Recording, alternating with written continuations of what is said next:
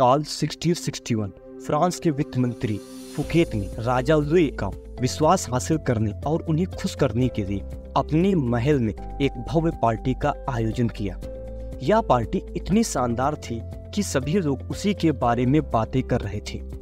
लोगों ने फुकेट की उदारता और शानदार स्वाद की प्रशंसा की, लेकिन फुकेट ये भूल गया था कि राजा लुई अहंकारी और ईर्ष्यालु है और वह हमेशा से सभी का ध्यान अपनी ओर चाहता था। फुकेट की पार्टी ने राजा को ये एहसास दिला दिया था कि लोग उसे कम और फुकेट को ज़्यादा पसंद करने लगे हैं। इसीलिए राजा लुई ने फुकेट को देशद्रोह के झूठे आरोप में जेल में डाल दिया। फुकेट की सारी संपत्ति जब्त कर ली गई और उसे जिंदगी भर जेल में रहना पड़ा।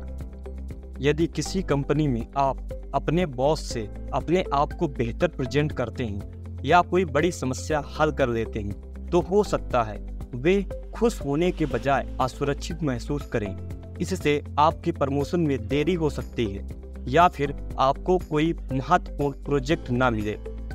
साइकोलॉजिस्ट का मानना है कि लोगों को अच्छा लगता है जब उन्हें सक्षम और बुद्धिमान माना जाता है। अपनी प्रतिभा का प्रदर्शन करके आप उन्हें खुश करने की कोशिश ना करें, वरना वे असुरक्षित महसूस करेंगे और आपको इसका खामियाजा भुगतना पड़ेगा। This is the first law, never outshine the master. अपने से ऊपर वाले को कभी मात मत दो। रोमन शासक जूलियस सीजर को अपने सबसे भरोसेमंद मित्रों में से एक ब्रुटस पर बहुत भरोसा था, लेकिन ब्रुटस ने सीजर के कुछ विरोधियों के साथ मिलकर उनकी हत्या कर दी। इस घटना से हमें ये सीख मिलती है कि भले ही आपका कोई बेस्ट फ्रेंड हो, लेकिन उस पर आंख बंद करके भरोसा नहीं करना चाहिए। यह सच है कि मित्रता जीवन का एक महत्वपूर्ण हिस्सा है, लेकिन सत्ता के खेल में आपको हमेशा सतर्क रहना चाहिए और यह समझना चाहिए कि हर कोई आपका मित्र नहीं है। अपने शत्रुओं को भी कम ना समझें। आप उनका अध्ययन करके और उनकी कमजोरियों को समझकर आप उनसे फायदा उठा सकते हैं। रॉबर्ट ग्रीन अपनी बुक में बताते हैं, दुश्मन हमें वह सच्चाई बताते हैं जो दोस्त कभी नहीं बताएंगे। सबसे खतरनाक दुश्मन वह होता है जो पहले आपका मित्र होता है। Alexander Pope. This is the second law, never put too much trust in friends, learn how to use enemies. चीनी सैन्य रणनीतिकार सन तजू ने अपनी पुस्तक द आर्ट ऑफ वॉर में लिखा है, सभी युद्ध धोखे पर आधारित हैं। सन तजू का मानना था कि युद्ध में जीत हासिल करने के लिए अपने असली इरादों को छिपाना महत्वपूर्ण है। अपने असली इरादों को छुपाकर आप दुश्मन को भ्रमित कर सकते हैं और उन्हें गलत रास्ते पर ले जा सकते हैं। आप किसी मित्र को सरप्राइज पार्टी प्लान कर रहे हैं, अगर आप उन्हें पहले ही बता देते हैं तो पार्टी का मजा खराब हो जाएगा।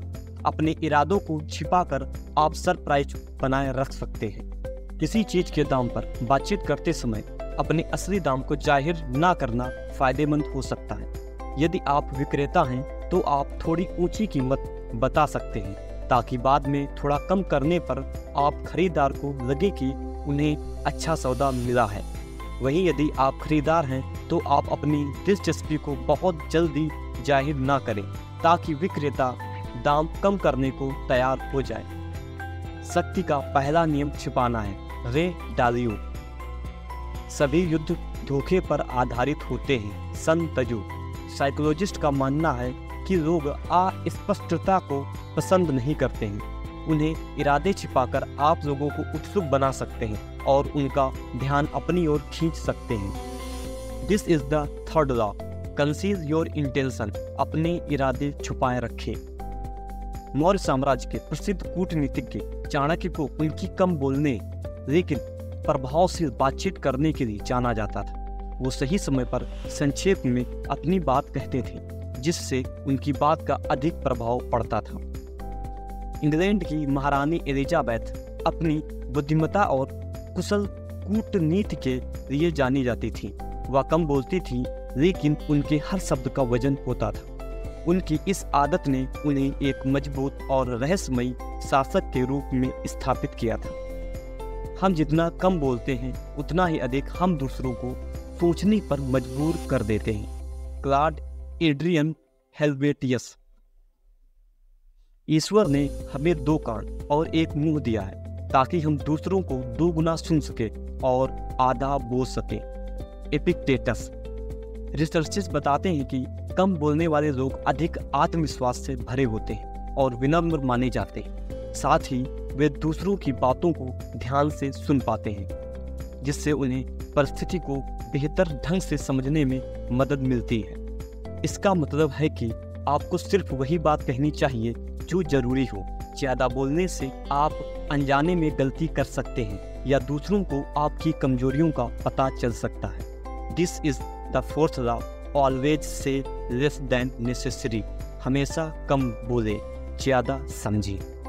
तो दोस्तों, ये सभी के सभी 4th laws the 48 laws of power book से लिए गए, जिसके राइटर रॉबर्ट ग्रीन। तो कमेंट करिए अपने फेवरेट लॉज को और बताइए मुझे अपने उस लॉज के बारे में।